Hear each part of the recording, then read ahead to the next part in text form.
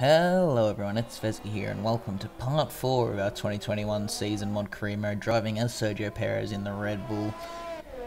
It's a very close championship at the moment, as we can see here in the bottom left. It's Lewis Hamilton and Max Verstappen tied for 56 points, with us on 51 points, only 5 points behind.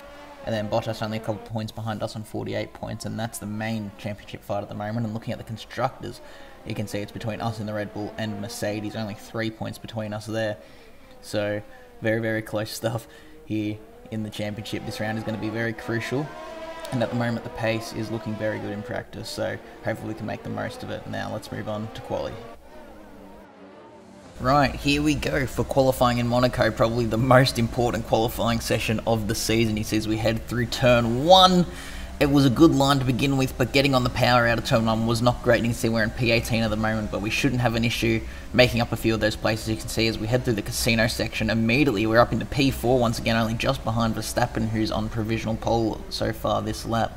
And as we now head through the tight left-hand section here, very infamous corner in F1, we are in about P1 there. Bottas comes out in P1 there, and we're in P2 as we now head through the right as we head towards the tunnel.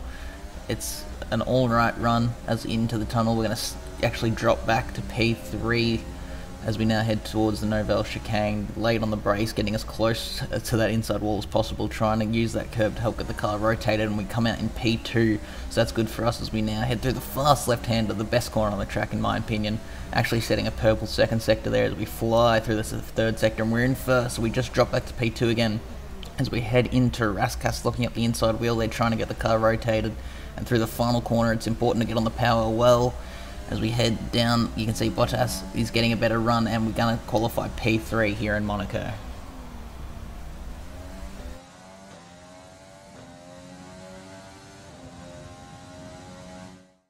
And now looking at the quali results, you can see it's Valtteri Bottas on pole, only just ahead of Max Verstappen, and then it's 2 tenths back to us. But the biggest story of qualifying is Lewis Hamilton in the Mercedes in P8, 7 tenths off of the pace. And we know how hard it is to overtake around here, which is why I said it's going to be the most important qualifying session of the season. So it's going to be a tough race for the championship leader there on equal points to Max Verstappen as well. So this could be a turning point in the championship.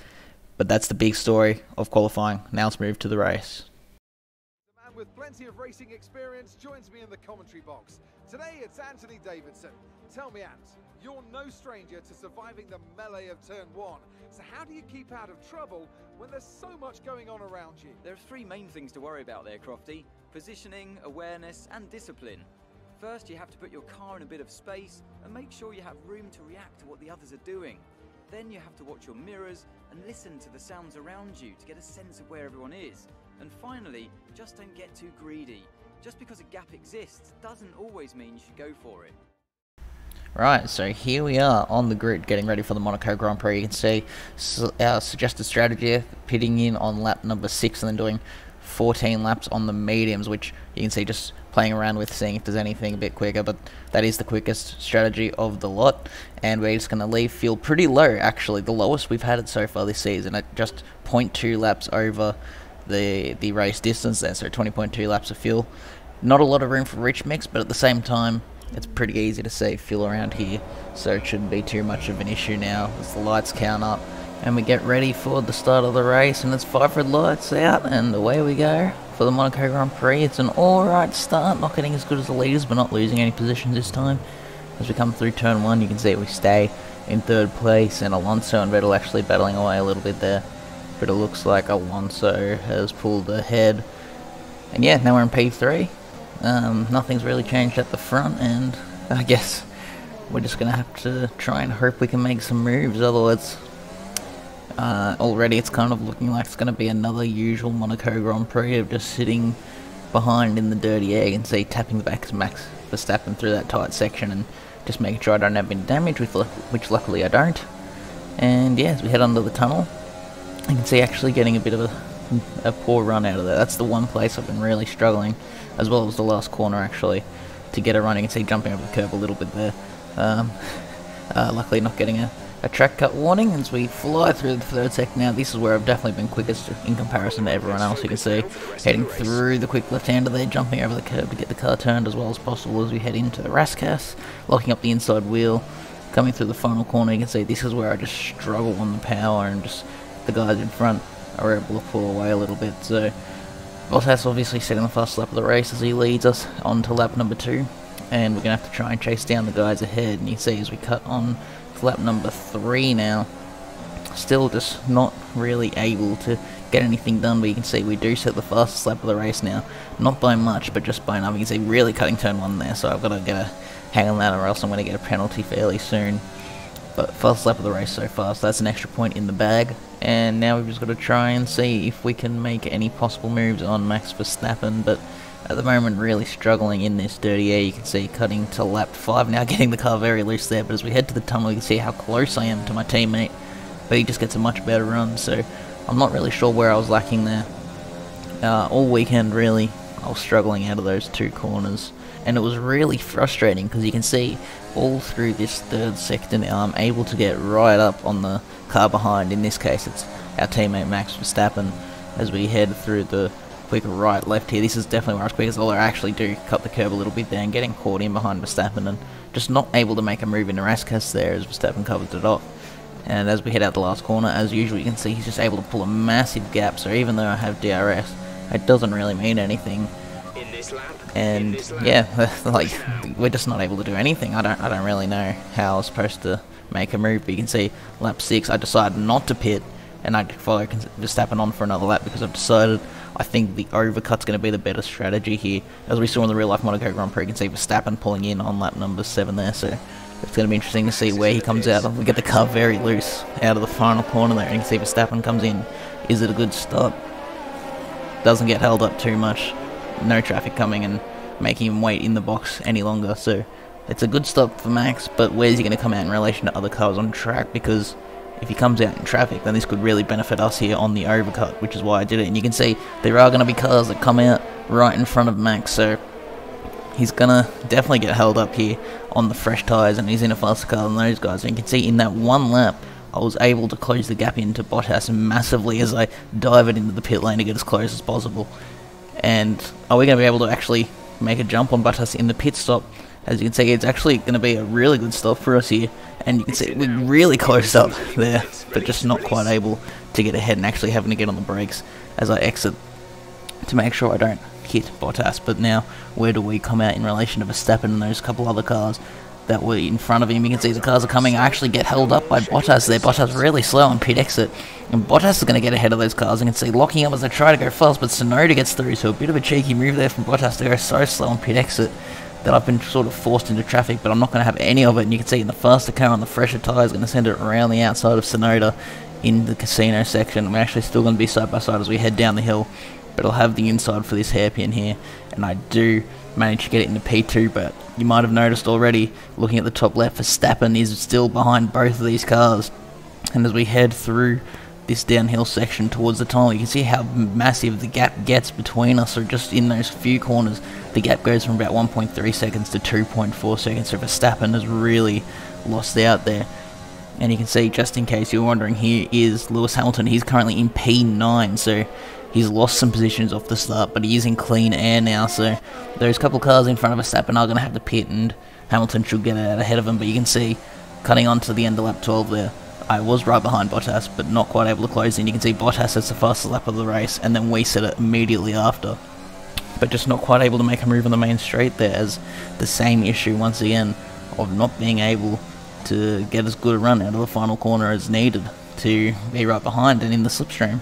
So yeah, we managed to use the pit stop strategy to our advantage to get ahead of Verstappen, but if we want to win this race and get ahead of Bottas, we're going to have to either hope for a big mistake from Bottas or go for a big dive to move up into P2. But you can see here, another big slide there as we head towards the tunnel now, but again getting a poor run, and it just allows Bottas to get away. So through all the sharp, tight and fast corners, I'm able to get right up behind Bottas, but then on these 2 very crucial corners heading onto the straights, he gets away, and you can see the exact same thing happens on lap 14, and it just gives him enough of a gap where I'm not really able to even have a look into the next corner. And now you'd think I'm playing the same clip over again, but you can see it's lap 15 as we head towards the tunnel. I'm right behind Bottas, but just losing out, so it's just the same thing repeating over and over, and this makes this race very, very frustrating for me, because I have the pace to beat Bottas, but I just don't have the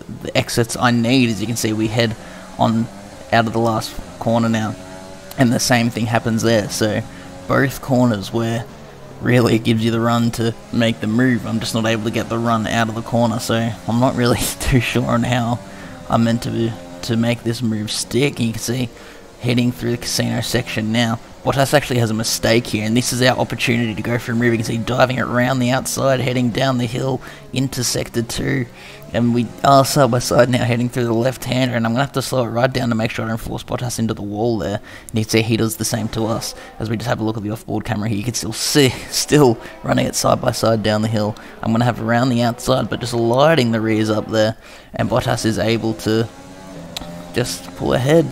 So that might have been our only opportunity to actually get the race win here on this afternoon, and Bottas has pulled it ahead, so we're going to have to just try and keep pushing. But you can see lap 19 now, so we only have 1 lap to go after this third sector, and you can see getting a bit too eager there over the curb and lighting up the rear wheels and spinning and losing our entire front wing. You can see luckily we have 11 seconds back to Verstappen, but I make the decision to not go for a pit stop. I think it'll be a much better idea to just try and tough it through this final lap and keep track position, because it's very clear we aren't able to overtake around this track.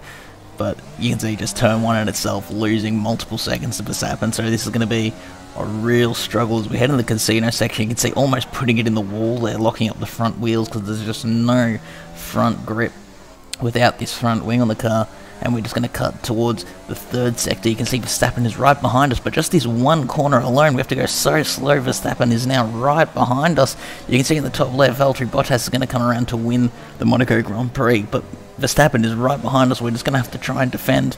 Heading into the Rascas, he tries to go around the outside now, but we're going to hold him off, have the inside for the final corner, but it's going to give Verstappen a better run heading down the straight. So is he going to make the move? Not quite. We're going to finish second here in Monaco. That's the end of the race. We'll see you in Parc Ferme.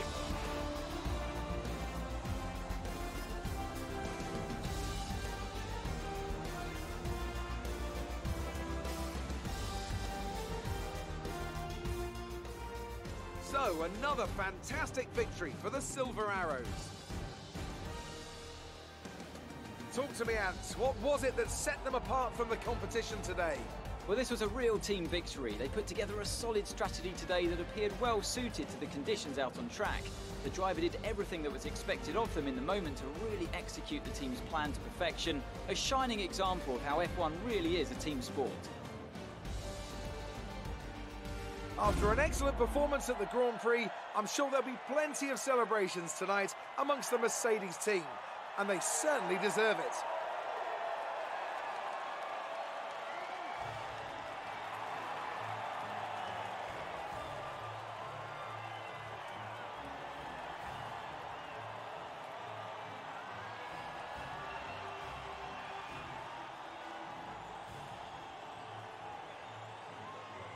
And here we are with the race results here for the Monaco Grand Prix. You can see it's Bottas winning the race by, in the end, 13 seconds over us and just ahead of Max Verstappen. It's then Alonso and Vettel in 4th and 5th. Lewis Hamilton managing to get himself up a couple of spots into P6, but still a poor result there for who once was championship leader, and he just about beats out Charles Leclerc in the Ferrari. Pierre Gasly gets another good result in P8, Stroll in P9, and Lando Norris rounds out the top 10 in the McLaren, getting a single point for his troubles this weekend. You can see here is the rest of the finishing order for those of you that are interested. But now we're going to cut over to the championship standings. You can see it's Bottas leading Verstappen by 2 points, just 2 points there after the Monaco Grand Prix, and then it's only 1 point back to us in P3, and then 6 points back to Hamilton. So the battle's closed up in some cases and opened up in others, but it's still extremely close there to be just 10 points between Valtteri Bottas in the lead and Lewis Hamilton in 4th, and then you can see the rest of the grid there.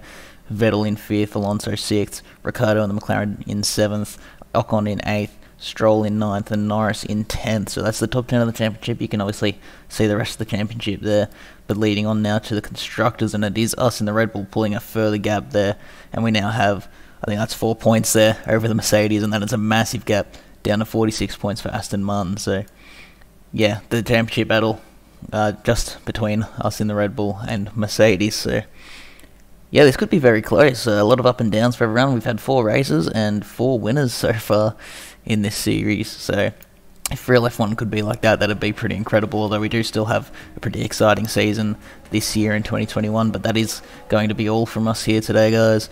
I hope you did enjoy. If you did enjoy, then make sure to leave a like and subscribe for more content from me in the future.